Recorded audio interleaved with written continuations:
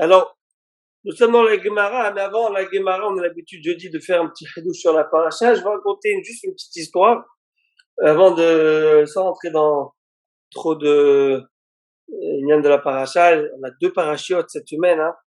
Deux grandes parachiotes, Matot et Masé. Il va y avoir euh, deux Sifrei Torah et on va lire trois parachiotes. Paracha de Matot, Masé et la paracha de Rosh Chodesh. Donc on va entamer, j'allais dire, la période de Mishenichnas Av, Mima'atin Besimcha, dès qu'on rentre dans le mois de Av, on réduit la Simcha, on ne nous demande pas d'être angoissé, mais on nous demande de réduire la Simcha, c'est une nuance. Parce que toujours il faut servir à Kadosh Baruch Hu dans la Simcha, par contre il faut porter le deuil du Beth Amikdash, de Beth Tifartenu, notre gloire. Et comme je l'ai dit à plusieurs reprises, on en parlera même Shabbat si Dieu veut, c'est que nous dit le passouk qui est Tomim Maïnou Ven Av. Nous sommes des orphelins sans père. Le Rav de le Magui de Douvna, il pose une question, il dit si on est orphelin, on est sans père. Sans parent en tout cas. Qu'est-ce que ça veut dire orphelin sans père? Alors vous allez me dire peut-être avec la mère, mais l'idée c'est de dire que il y a une redondance ici. Alors il donne un machal, le machal de cet homme qui avait presque 10 ans, n'avait pas d'enfant, et ils prièrent tous les jours, lui et sa femme, pour avoir des enfants, tous les jours. Et c'était ça leur seul but, leur seule volonté. Et Baruch Hashem, cette femme tomba enceinte, et elle a eu une grossesse pas si facile.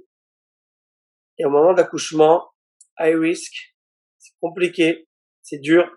D'abord, je m'arrête dans l'histoire, je dis Baruch Rabba Rabbi Marc. Rabbi Marc, ça fait plaisir. Rabbi Daniel, Baruch Rabba Veshem Hashem. Maintenant que la Stanley coupe, elle s'est arrêtée, on vous retrouve. Ça me fait plaisir. Il fallait que j'appelle tout de suite les Canadiens de... En tout cas. Alors, et c'était high risk accouchement, l'accouchement au risque. Et là, le médecin, il arrive d'un ton et d'un air grave. Et il dit, Rabotaille, il dit plutôt au père et à la mère, c'est un choix cornélien à faire. C'est ou vous ou le bébé. Choisissez. Ou vous ou le bébé. On ne peut pas sauver les deux. Le papa ne peut pas choisir. Il ne peut rien dire. Et la mère, elle voit son mari, elle pleure. Elle dit à son mari, toute notre vie, nous l'avons attendu. Eh bien, moi, j'ai déjà vécu. Je vais lui donner l'opportunité et le privilège de vivre sa vie aujourd'hui. Et voilà. Elle a mis au monde cet enfant, ce garçon. Et entre-temps, elle a fait expirer. Un dernier soupir. Vous imaginez quelle émotion, et de la joie et énormément de peine entremêlées. Et le fils va grandir, et le père va grandir sans la mère. Au moment de la bar mitzvah, 13 ans arrive, toute la famille est là et d'attendre le premier kaddish. Parce que le jour de sa bar mitzvah, c'est le jour du yortzeit aussi, de la nahala de la maman. Elle est née, il est né le jour où est décédée sa mère. Tout le monde attend le kaddish, le fameux kaddish où il va crier, où il va chanter, où il va louer pour amener la neshama de sa maman dans un lieu encore plus haut dans le Gan Eden. Beaucoup d'émotions, toute la famille elle est là, on l'attend tous. C'est les grands-parents, les tantes, tout le monde. Et là il fait un kaddish, Sarah, comme on dit. Un kaddish, Gadal Vikadash et Meraba, même pas, sans aucune émotion, sans rien. Le père, il est perturbé, troublé, il dit c'est ce kaddish que tu fais pour maman. Cette maman qui t'a donné la vie, cette maman qui était là qui n'est pas là pour toi aujourd'hui. Et le fils va répondre en disant, papa, tu me parles d'une maman qui a tout donné pour moi, mais moi je l'ai pas connue, cette maman. Je ne peux pas y être attaché, je l'ai pas connue. À Botaï, cette histoire est dramatique. Toi, dramatique, pourquoi ce machin, c'est une parabole? Parce que d'un sens, il y a énormément de gratitude. Et de l'autre sens, tu te dis, mais c'est pas de sa faute. Mais il sait pas quelle est son erreur. Parce il n'est pas conscient. Eh ben, c'est ça que nous dit le prophète. Yetomi maïnu ve'enav. Nous sommes orphelins, mais un orphelin qui n'a pas connu son père, c'est encore plus grave. C'est qu'il ne sait pas ce qu'il a perdu. C'est qu'il ne comprend pas, il ne prend pas conscience de la perte qu'il a. Et donc la nostalgie n'est plus la même. Alors qu'un enfant qui a perdu ses parents, leur alain ou leur alechem, et qui a connu ses parents, alors l'impact et l'empreinte que ses parents ont laissé dans sa vie est énorme. Et toute sa vie, il vit avec cette mémoire. Il va pérenniser cette mémoire. Et nous dit le prophète, malheureusement, nous, le Ham Israël, nous, aujourd'hui, dernière génération, on n'a pas connu Akadosh Baruch Hu, si on peut dire, dans son palais. On n'a pas connu ces périodes de noblesse dans le Ham Israël du Beth Amikdash.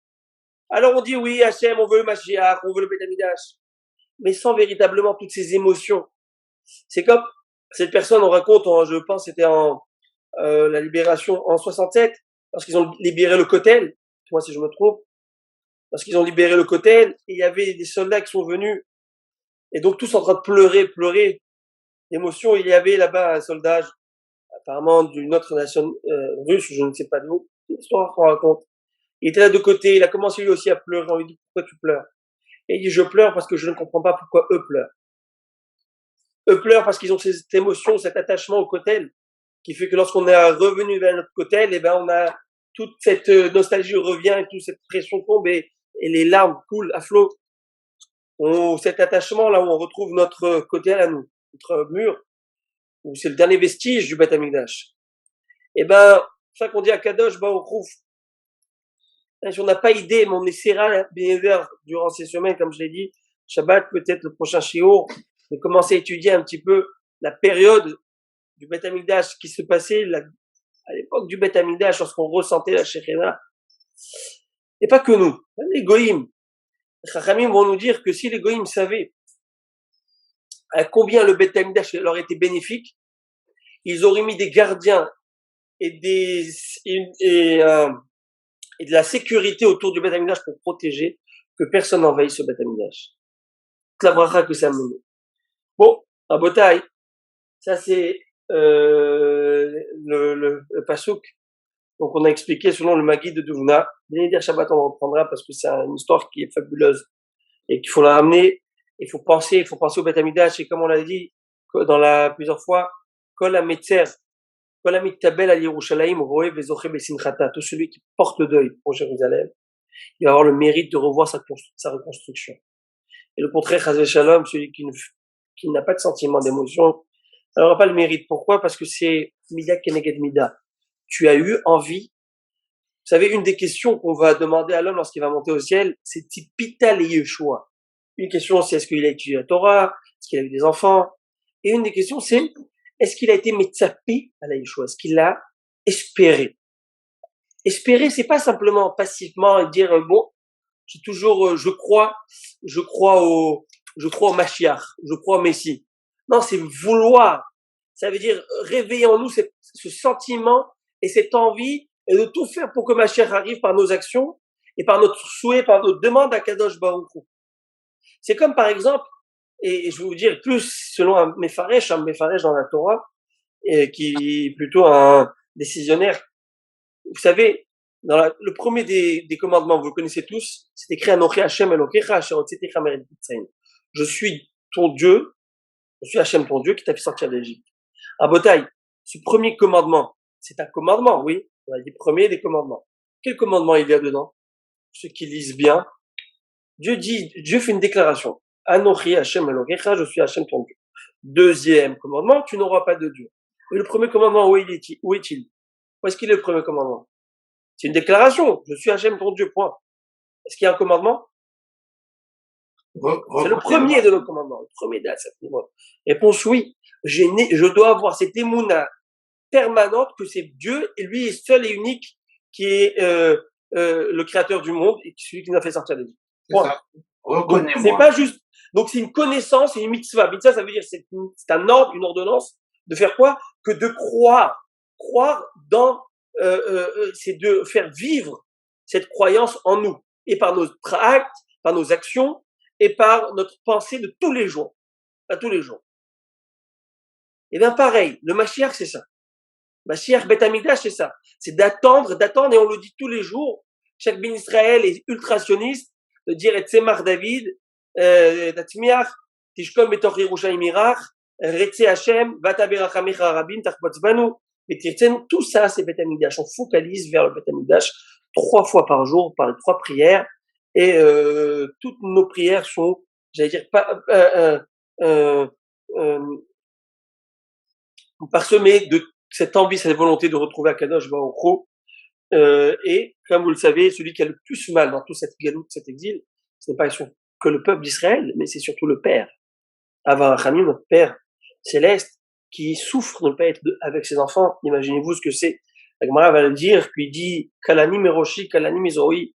Entre guillemets, c'est une parabole, une métaphore. Mais Dieu dit j'ai mal à la tête, j'ai mal au bras, pour dire que d'être loin de mes enfants, c'est insupportable. Il va me dire mais tout dépend de lui, à lui de faire en un tour de doigt et tout changer la situation. Réponse non, c'est nous qui changeons. Et là, Hachem restaurera la situation comme à l'époque.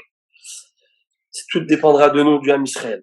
Alors, Bezrat Hachem, que puisse Hachem voir toute cette volonté, cette envie qu'on a de le retrouver pour le servir simplement, parce que lorsqu'on demande Mashiach, comme Maïmonide il écrit à la fin de son livre, ce n'est pas pour manger des glaces sur la taillelette, n'est-ce pas?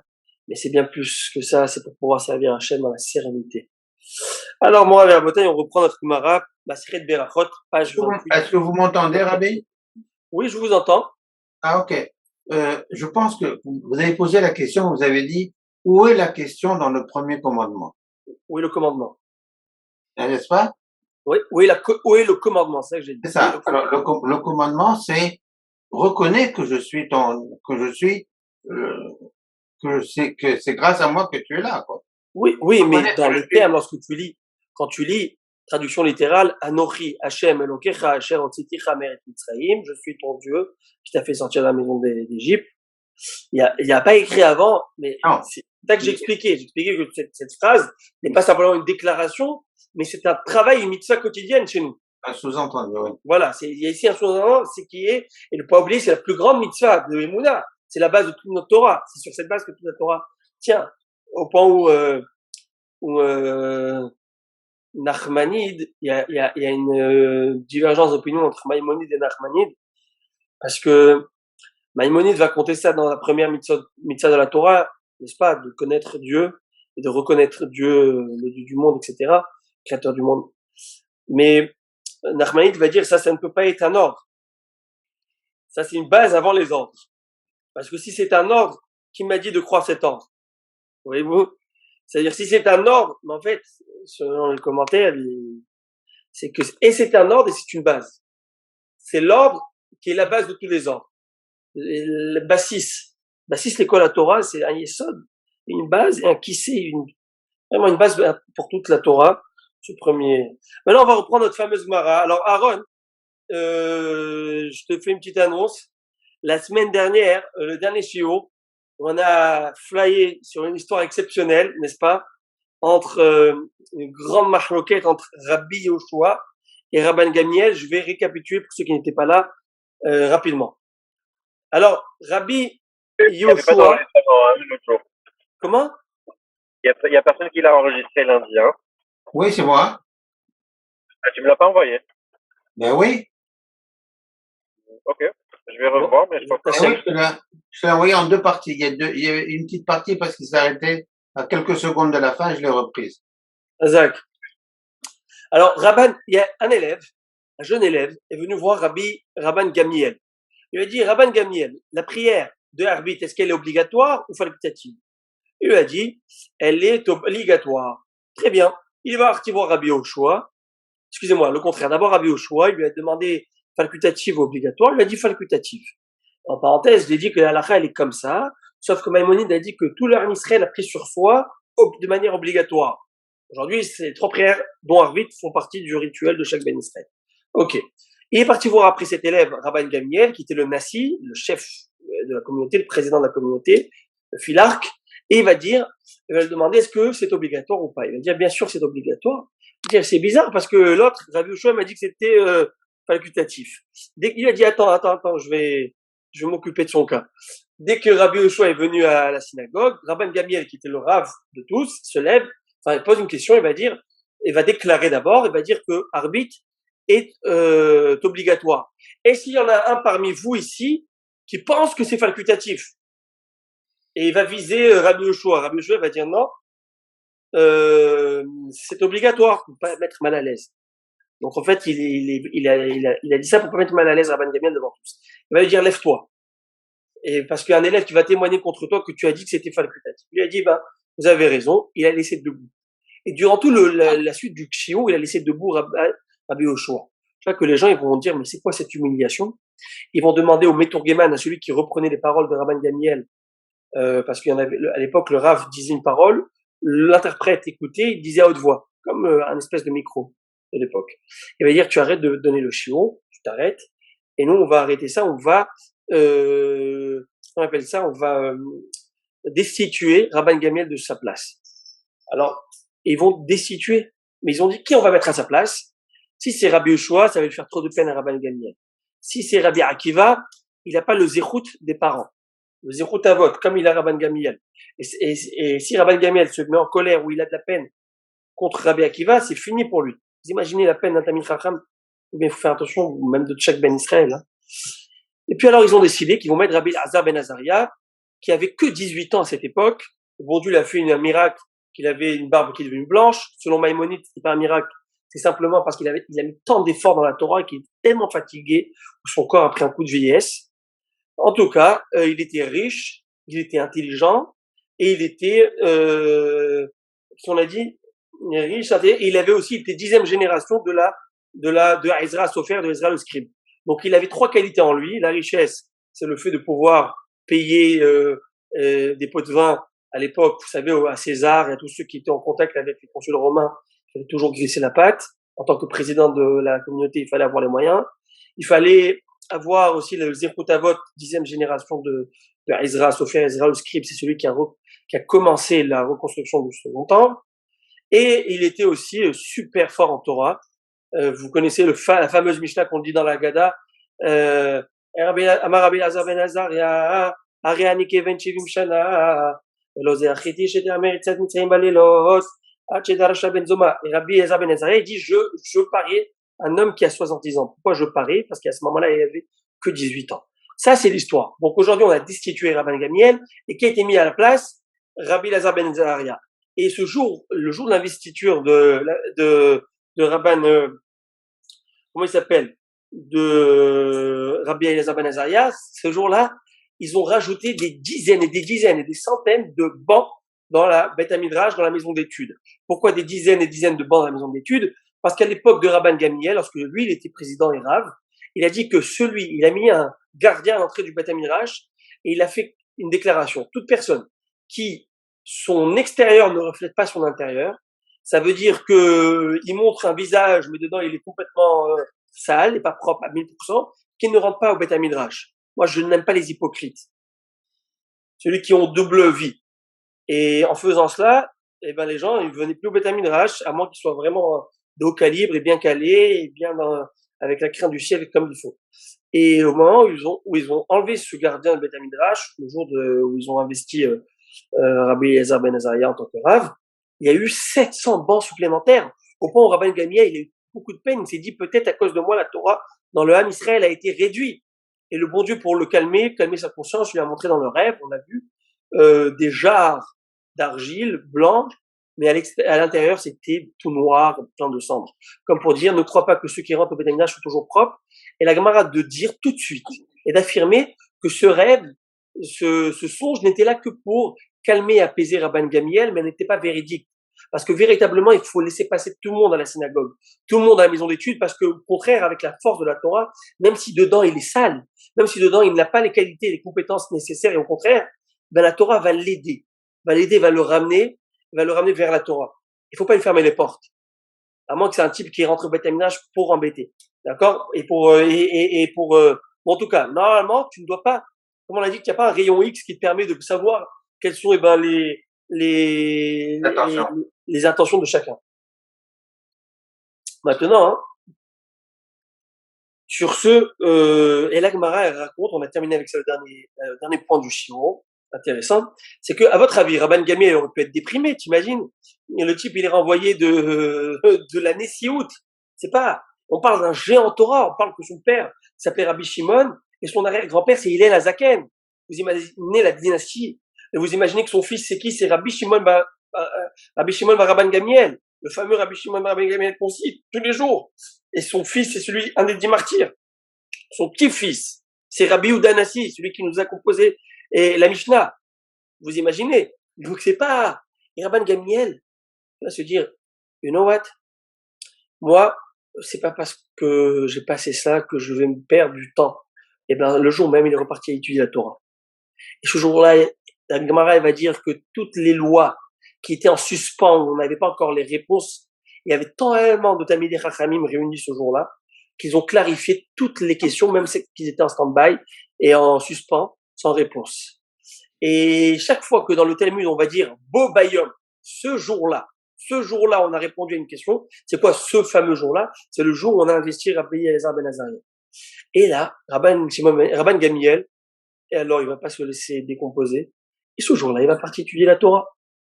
Mettez-vous juste dans la tête de Rabban Gamliel, encore une fois, j'essaie de me dire combien on peut apprendre de ces hommes et de ces gens et de ce Gdolim, parce que c'est notre devoir d'apprendre de ces gens et nos tzadikim et de nos maîtres. C'est qu'imagine-toi quelqu'un qui était patron, PDG. Il a été rétrogradé. D'accord? Mais imagine-toi un commissaire. Je sais pas, moi, je donne une idée, là, simple.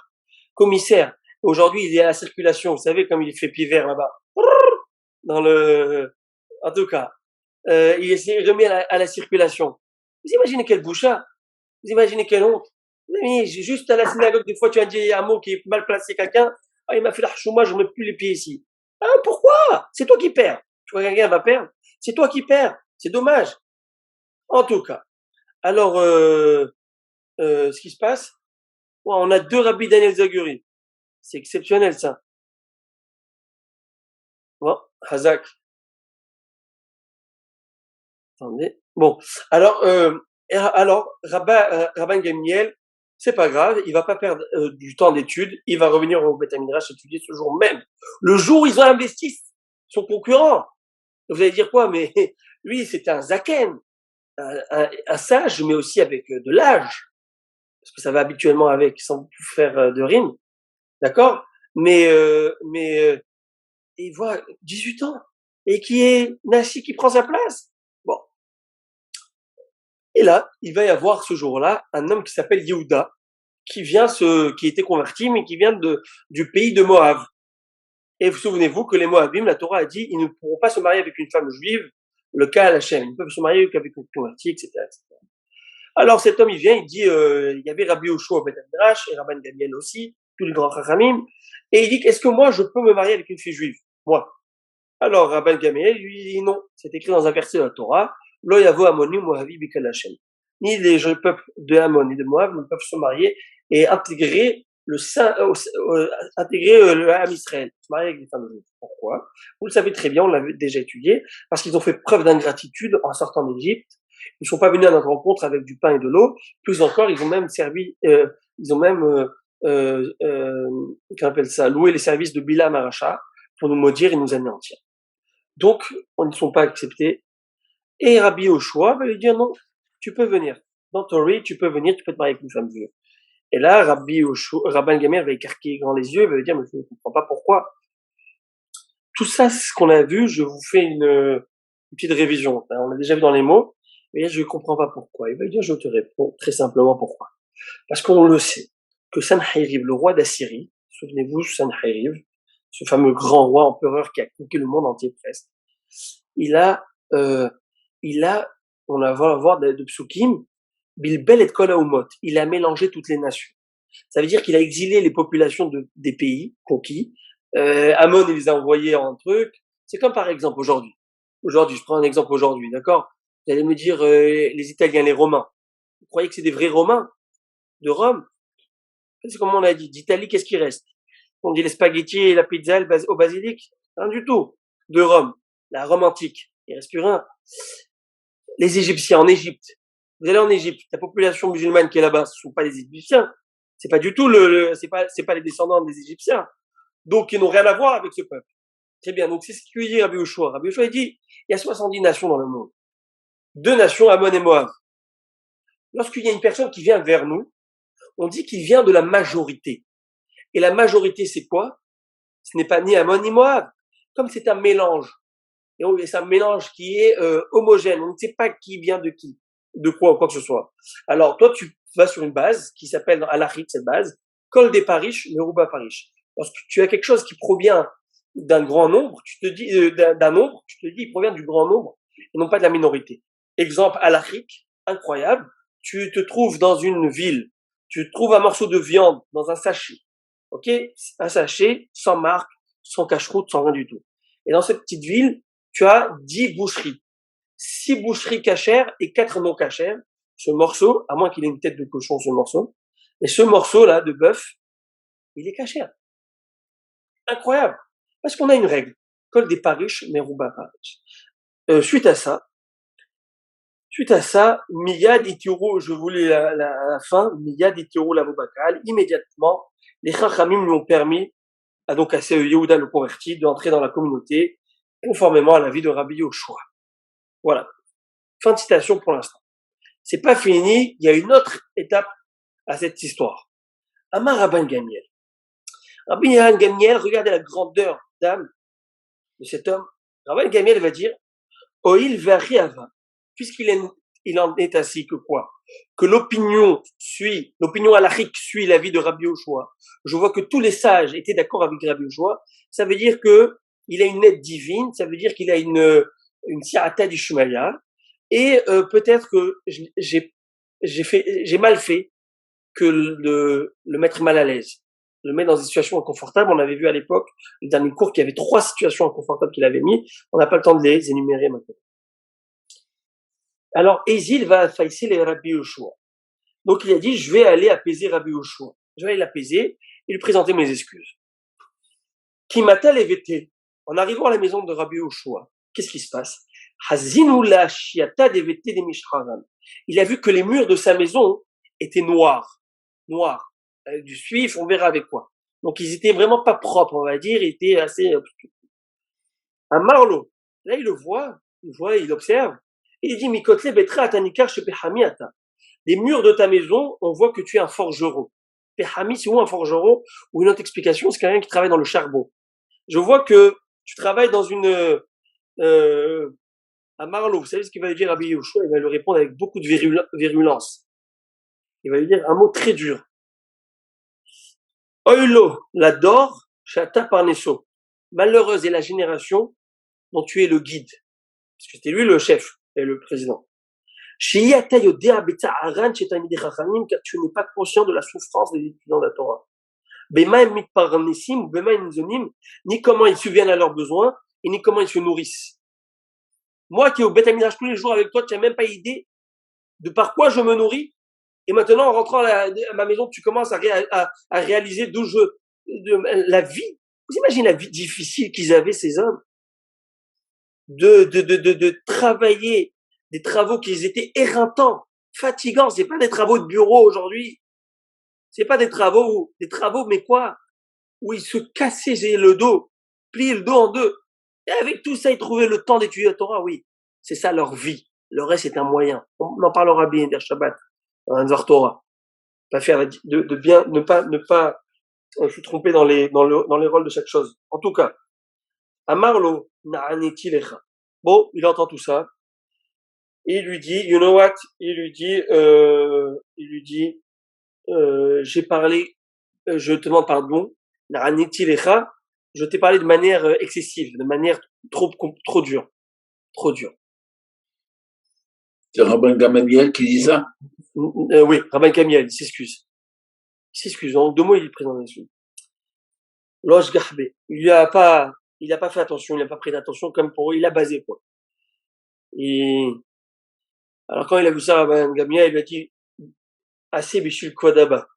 Il a supplié, il lui a dit, ne pardonne pas pour moi, mais fais-le pour pour par respect de mon père. Et là, il a accepté ses excuses. Et vous savez très bien c'est qui son grand-père et c'est qui son père. Rabbi Shimon. Rabbi Shimon, etc., etc. Donc, il avait rien à dire à Rabbi Yoshua, il a dit si c'est pour eux, j'accepte et j'accepte les excuses. Ceux qui étaient donc présents à ce moment-là, durant ce forum là d'excuses, c'est pas, il y avait du monde. Vous imaginez lorsque tu as un gadol qui est là, une grande génération, tu n'as pas une personne, tu as des dizaines de personnes autour de toi.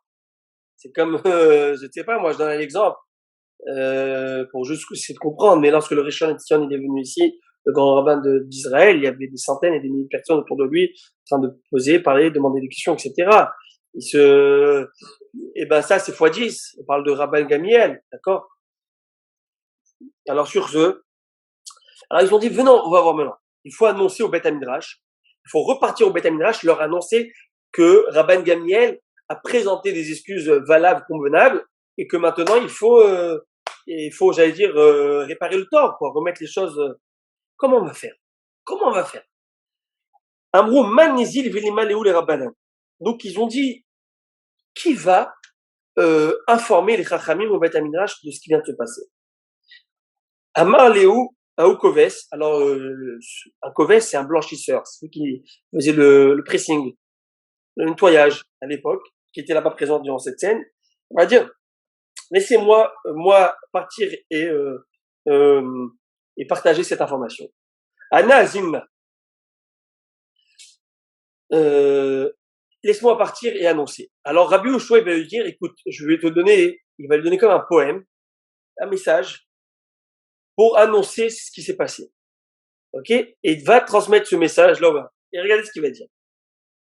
En 2 mots, ce qu'il fallait faire. Là, il fallait, Rabbi Yoshua, lui-même, va transmettre un message, avec beaucoup de finesse, on va le voir, subliminal, un message avec beaucoup de finesse, qui va dire, en 2 mots, il faut remettre Rabban Gamiel à sa place, quoi. C'est lui le prétendant de la Nissiout, et c'est à lui qui revient. Et regardez ce qu'il va dire. Man de la Vishmada, il bashmada. Celui qui avait l'habitude de porter la toge, donc la toge, vous savez, il y avait une toge spéciale de la présidence, eh ben, il bashmada, c'est à lui de continuer à porter la toge. Ou man de la Vishmada, yemarle les man de la Vishmada, chez l'Ahmada, Rwana, Béché, et celui qui n'a pas l'habitude de porter la toge, donc en 2 mots, Rabbi Hazar, qui est devenu aujourd'hui président, lui, il va oser dire à celui qui a l'habitude de porter la toge, enlève ta toge, donne-la moi. En 2 mots, transmettez ce message et, comme on dit chez nous, Delah Kima Birmiza. L'intelligent, ça suffit de lui faire un petit clin d'œil, une petite allusion, il comprend le reste.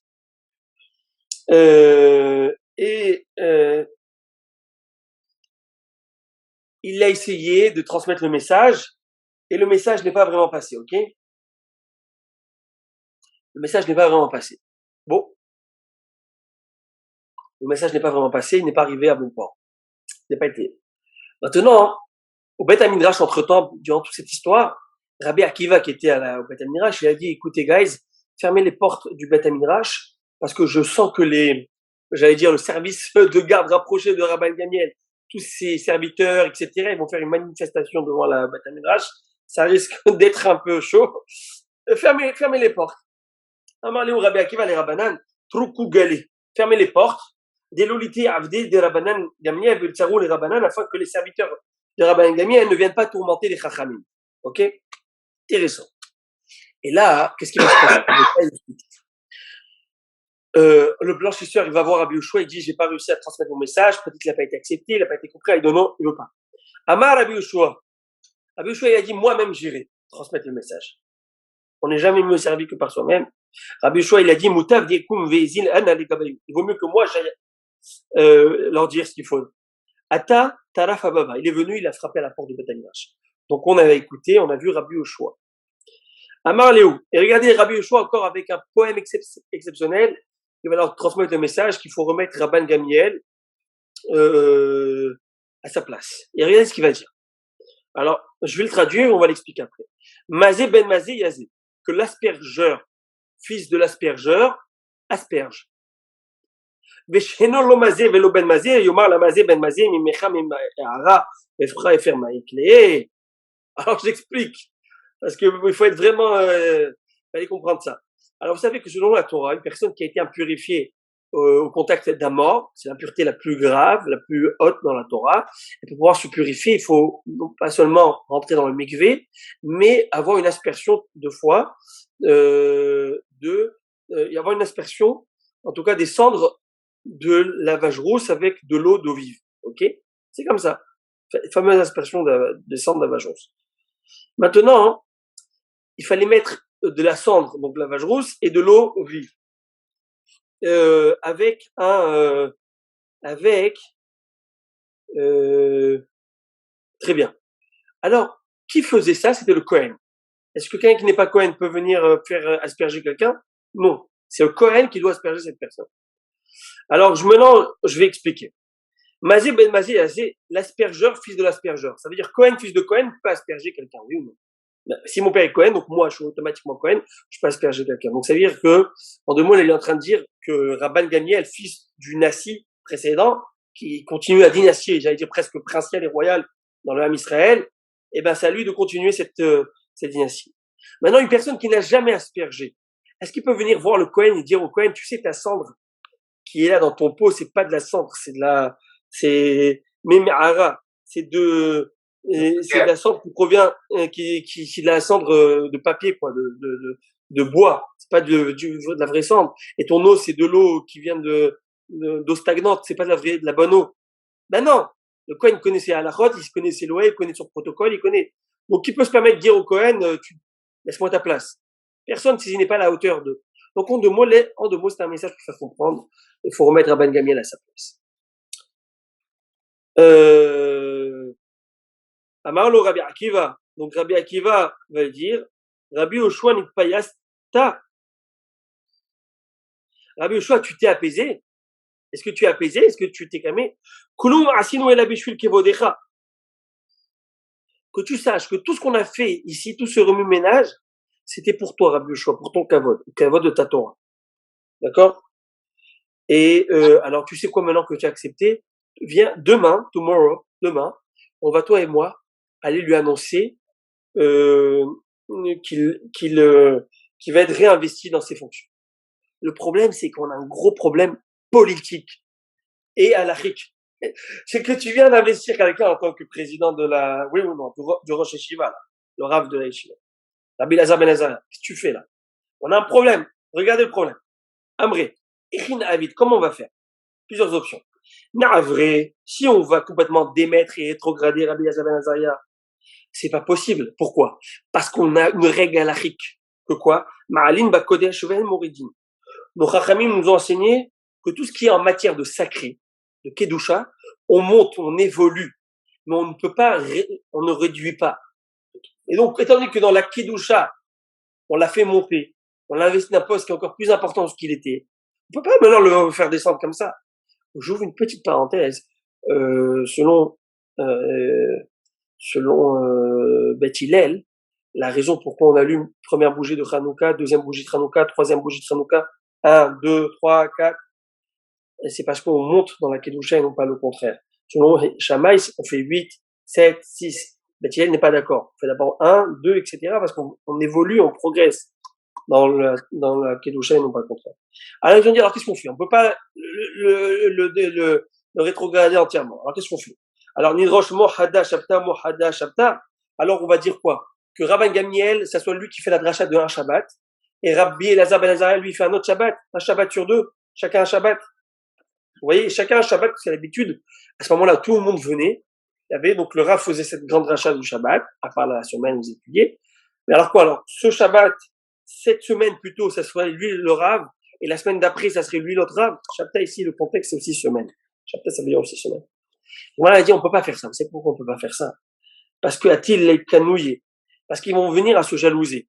En deux mots, ça va créer une rupture dans le Ham Israël. Ça va créer que moi, je fais partie de cette faction. Toi, tu fais partie de cette faction. Vous savez, un petit peu, malheureusement, j'allais dire malheureusement, c'est un petit peu ce qui se passe un peu dans ce que tu as un grand admour qui décède, il y a 2 enfants. Je sais pas si vous avez vu, il y a comme des fois des ruptures et des schismes qui se créent dans la Hassidout. Et chacun, ça va, mon rabbi, c'est le meilleur. Et mon rabbi, des bêtises, de la politique à 2 balles. Mais, vous voyez, voilà. Mais ça risque de créer quelque chose de, lorsqu'on les met tous au même niveau, et ben à ce moment-là, chacun va essayer peut-être Shalom de montrer qu'il est mieux ou quoi que ce soit, donc on ne peut pas.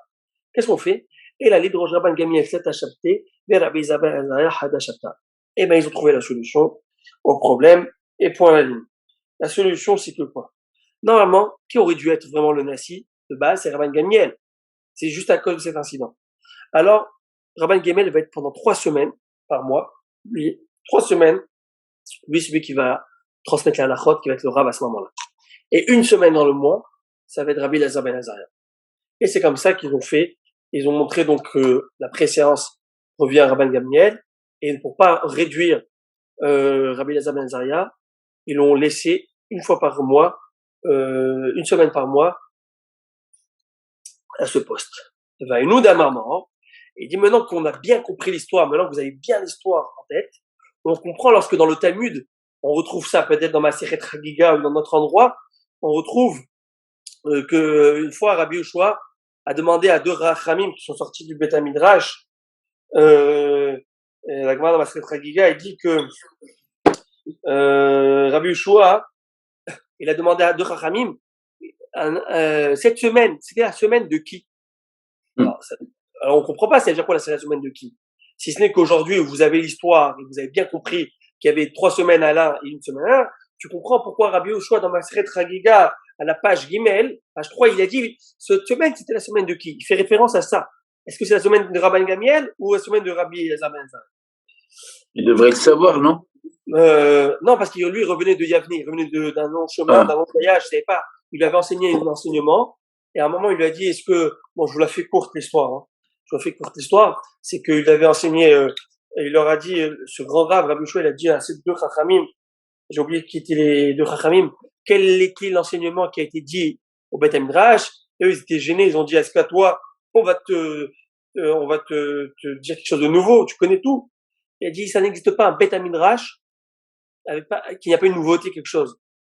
Et vous savez ce qu'il va leur dire? Il va leur dire, si je ne me trompe pas, la Gemara va dire là-bas que ce fameux enseignement où Rabbi Elazar ben Azariah avait dit cette semaine que la Torah nous demande au moment du Hakel. Le Hakel, c'est le fameux rassemblement à tous les jubilés. Chaque 50 ans, il fallait se réunir, tout le Ham Israël se réunissait au Beth Amikdash, Hakel. Et à ce moment-là, il y a écrit dans le pasuk, Taf, Venashim, les enfants, les mamans, les papas, bref, tout le monde devait être là. Alors la Gemara a dit, les hommes doivent être là-bas pour pratiquer, étudier, les femmes pour entendre la Torah. Mais les enfants, qu'est-ce que tu fais avec un enfant là-bas? Les enfants de monde bar mitzvah, qu'est-ce que tu vas les amener? Vous savez ce que la Gemara va dire? La vie sachar la miviem, c'est pour donner récompense à ceux qui les amènent. En 2 mots, quand tu les amènes, le fait de les amener, je t'ordonne parce que tu vas pas laisser tes enfants tout seuls. Où tu vas les mettre? Ta babysitter, elle doit être au Beth Amikdash. Alors, Dieu en a fait de ça une mitzvah même. Vous avez compris? C'est-à-dire, Dieu en a fait que même, tu n'as pas le choix de les amener. Et là, tu sais quoi, je vais te faire ça une mitzvah. Mais moi, si j'avais écouté de papa, mon maître, mon père, il avait dit un chidouche à l'époque exceptionnel à ce sujet. Mais ça veut dire quoi, la vie sachar la mevm? Donner un salaire à ceux qui l'amènent, l'enfant. C'est-à-dire, tu veux savoir c'est quoi ton salaire? C'est de l'amener. Lorsque tu l'amènes, lorsque l'enfant, il a 5, 6, 7, 8 ans, 10 ans, il voit tout ce monde qui est autour de quoi? Du Beth Amikdash, autour de la Torah. Eh ben, c'est tout. Là, tu l'as marqué à vie. Cet enfant, tu l'as marqué à vie. Tu lui as montré qu'est-ce qui est le plus important pour toi dans ta vie. Eh ben, cet enfant-là, c'est bon. Tu vas voir ton salaire, tu vas voir. C'est l'empreinte que tu as laissée pour la vie. Regardez, c'est quand vous savez, il y a eu, par exemple, on en avait parlé à l'époque, au début, à la fin de l'année, ça fait environ 1 an et demi, il y avait le Sioum, la clôture du Sas, de tout le Talmud. Il a été fait dans le monde entier. Et surtout à New York, on a fait dans un stade. Vous savez, les stades où ils jouent là-bas comment il s'appelle ça? Le football américain, ou je ne sais plus là, C'est un stade de baseball, c'est Met Stadium. Comment ça s'appelle avec Laval? Baseball. C'est baseball, le stade de baseball. MetLife. Ouais, MetLife, bravo. Alors là-bas, presque 100 000 juifs qui sont en train de danser autour de la Gemara. Tu amènes ton gosse là-bas, il il devient fou. Tu l'as guéri du Mais c'est baseball. pas la Stanley Cup, là. C'est pas autour d'un petit ballon et du truc en plastique, là. On est en train de voir avec des gens qui se font massacrer en train. C'est pas ça l'idée. Là, c'est danse autour de la Torah. Et lorsque tu amènes ton fils là-bas, tu montres quoi à ton fils? Tu dis, voilà ce qui est important pour moi. Et l'empreinte que tu laisses à ton fils, c'est pourquoi je vous raconte juste une petite histoire, la cute. C'est qu'une fois, le type, il venait au shiur du Daf Yomi du Rav, après le travail. Il venait tous les jours, au shiur du Daf Yomi, et dès qu'il commençait le shiur, rak, il s'endormait 3 minutes après. À la fin du shiur Kaddish, il se réveillait. Vous savez, il y en a qui c'est la ségoula. Dès que tu commences à livrer de Torah, c'est une ségoula exceptionnelle. Ça les endort on the spot. En tout cas, ça dépend. Aïe, aïe, aïe. Tu as de la chance Alors parce maintenant, que tu as de la chance, Rabbi, parce que nous, on s'endort pas pendant que tu nous parles. non, parce que moi, je vous embête. Ouais. Voilà. Mais en tout cas, quelqu'un qui est une fois mélodieuse, agréable, il t'endort. Sur ce, Vous nous captivez. il lui dit, Rabbi. Alors, une fois, le Rav qui donnait le shiur, il a eu de la peine. Une fois, il vient fatigué du travail, il est éclaté. Et tous les jours, c'est pas un jour, oui, ou tous les jours, dès qu'il commence, il s'en, il dit, Rabbi, je vais vous expliquer pourquoi. Il dit, moi, je veux étudier la Torah, sauf que je dois bosser. Et lorsque j'arrive, je suis KO. Alors, tous les jours, je me dis peut-être que, c'est gentil, mais c'est gentil. Alors, il lui dit, mais moi, je veux que lorsqu'on rentre à la maison, et lorsque mon fils, il demande à maman, et where's daddy? Où il est papa? Il dit, ah, papa, il a son shiur. Je veux que mon fils sache que je vais au shiur de Torah. Ça m'importe, même après une journée éreintante où je suis esquinté, fatigué. Alors, j'essaie mon possible. Après chaque 3-4 minutes, vous me happez dans votre mélodieuse voix et je pars, mais je veux au moins que les enfants sachent que c'est ça qui est le plus important pour moi, Béhémet. Et tout le reste, c'est qu'un moyen. Alors, il faudrait peut-être qu'ils prennent un peu plus de café avant de venir, ça c'est vrai, ça je dis pas non. Mais en tout cas, mais l'idée qui est derrière. Maintenant, je reviens à cette histoire. Maintenant, je vous ai gardé en haleine. Pourquoi jusqu'à maintenant? C'est qui ce fameux jeune étudiant qui a foutu tous ces zizanies? Vous vous rappelez, on avait dit que c'était un jeune qui est venu voir Rabban Yeshua, puis après Rabban Gamiel. Alors la Gemara demande, mais c'est qui cet homme? C'est qui ce fameux? Et vous allez pas croire, et je vous l'avais dit le dernier shiur, que vous le connaissez très très bien, et la Gemara de dire, Veoto Talmid Rabbi Shimon ben Yochai Hava. Ce fameux jeune élève, lorsqu'il était encore jeune, c'était notre Rabbi Shimon bar Yochai. Notre Rabbi Shimon bar Yochai qui a fait ça, j'en ai la chair de poule de parler de notre si grand tzaddik.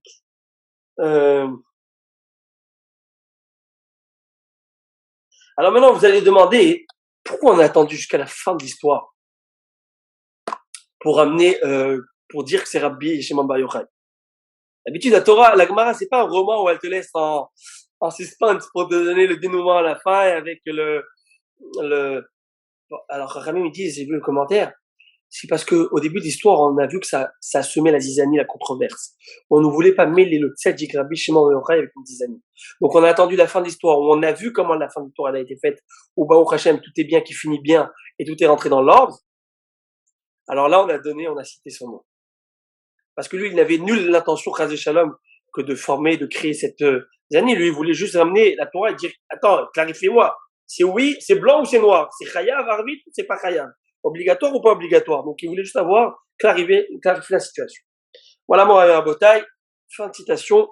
Nouvelle souga, nouveau sujet. Alors, nouveau sujet. La Gemara va amener le fameux paragraphe qu'on a vu dans la Mishnah. Veshel Moussafim Kolayom. Rav, excusez-moi. Oui. Rabbi Shimon bar Yochai, c'est pas celui qui était dans une grotte ou caserne ou qui... Exactement. C'est lui qui était. Alors pourquoi à 18 ans, si jeune, il était C'est pas lui qui était nommé président. Rabbi Elazar. Elazar ben Azaria qui était nommé à 18 ans. Quand je dis le jeune, c'est qui le jeune qui était parti voir Rabban Gamiel lui demander Rabbi, obligatoire ou pas obligatoire? Il lui a dit obligatoire. Après il est parti voir Rabbi Yeshua, il lui a dit obligatoire ou pas obligatoire? Il lui a dit pas obligatoire. Et à ce moment-là, au Beth Midrash, il a dit oui, c'est lui qui m'a dit que c'était pas obligatoire. Et là, toute cette histoire est devenue à cause de ça. Alors, c'est qui ce jeune qui est parti poser la question, qui a fait tout ça? C'était Rabbi Shimon Bar Yochai. Et lui, plus tard, le pauvre dans l'histoire, tout à fait, comme je dis, le pauvre, c'est qu'il a subi une souffrance. Et maintenant que vous me dites ça, c'est intéressant. C'est comme pour dire, j'ai comme envie de dire que peut-être que le Akadosh Baruch Hu est tellement rigoureux avec ses tzadikim, tellement dur avec ses chéris, avec ses enfants, et avec ses élites, c'est que peut-être il lui a pas laissé passer cette histoire. Et c'est pourquoi il était tellement de temps en exil. Il a souffert. Et c'est à ce moment-là qu'il a sorti le Zohar, qu'il nous a dévoilé ce Zohar à Kadosh. C'était après la destruction, en tout cas à l'époque des Romains là-bas. C'était mamash durant cette époque. Alors, Moussaf, la prière de Moussaf, selon Tanakama, nous avons vu qu'on peut la faire toute la journée. Rabbi Yehuda, il a dit non, 7e heure maximum, 1 heure après Hatzot. 1 heure après la 6e heure, c'est-à-dire 7e heure. Amar Rabbi Yochanan. Rabbi Yochanan, il ajoute une idée une idée à ce sujet. C'est écrit qu'on peut faire la prière de Moussaf. Normalement, Moussaf se faisait jusqu'à la 7e heure, au Beth Amikdash. Selon Rabbi Yehuda, c'était le maximum. Selon Chachamim, dans toute la journée, faut le faire. Mais Rabbi Yochanan te dit, lorsque les Chachamim te disent toute la journée, c'est pas a priori. A priori, c'est jusqu'à 7 heures.